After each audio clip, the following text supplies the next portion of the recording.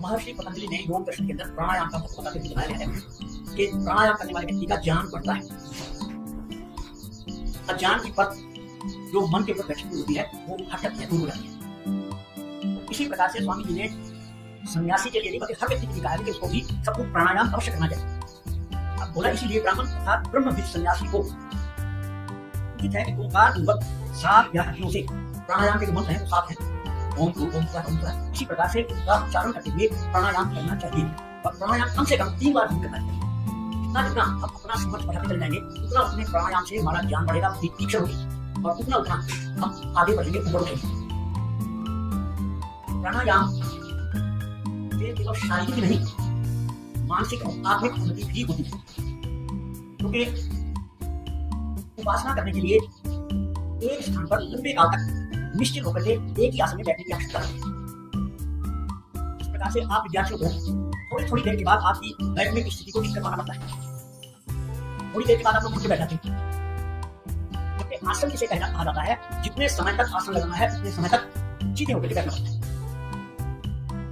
परमात्मा ने हमारे शरीर की रीढ़ की हड्डी की तरह बनाई है, अगर उसको सीधा रखेंगे तो बड़ी आयु तक जाकर भी उसके रोगों से बचेंगे। लेकिन जितना जितना हम थके बैठना शुरू से आराम कर देंगे तो की बात है, जैसे जैसे आगे बढ़ेगी तो कमर दर्द होगा ही होगा, तो रोकने वाला नहीं है। इसीलिए बताया गया है कि अपनी शारीरिक मानसिक और आत्मिक शक्ति को बढ़ाने के लिए प्राणायाम करना आवश्यक है।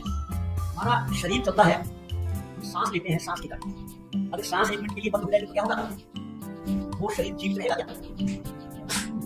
सांस के द्वारा ये शुद्ध वायु को में फेफड़ों के अंदर जाती है, वहां रक्त का शोधन होता है, रक्त में से जो विषाणु होते हैं वो बाहर आ जाते हैं। जब सांस बाहर निकालते हैं सांस के साथ वो दूषित पदार्थ बाहर निकलता है, रक्त शुद्ध होता है, उसी से जीवन चलता है, शरीर चलता है। तो साधारणतया एक युवा अवस्था में पहुंचने वाला व्यक्ति 1 मिनट के अंदर 16-17 बार सांस लेता है और हर सांस के अंदर वो शुद्ध वायु पूरे के पूरे फेफड़ों में जाने वाला है। जितने जितने हिस्से में जाएगा उतने फेफड़ों का हिस्सा शुद्ध हो जाएगा, बाकी उसी तरह से रहता है। प्राणायाम करना होता है तो प्राणायाम के द्वारा लंबे समय तक सांस को भरा जाता है, जिस कारण से वो सांस यानी शुद्ध वायु के फेफड़ों में भर जाता है। कुछ समय के लिए रोका जाता है, इतने समय में वो फेफड़ों में से अशुद्ध पदार्थ बाहर निकल जाते हैं रक्त से और ये शुद्ध वायु रक्त के अंदर प्रवेश करता है। जितना जितना ये अधिक होगा उतनी उतनी शरीर के सब तंत्रों को शुद्ध वायु मिलेगी। शुद्ध वायु जितनी ज्यादा मिलेगी शरीर उतना स्वस्थ रहेगा।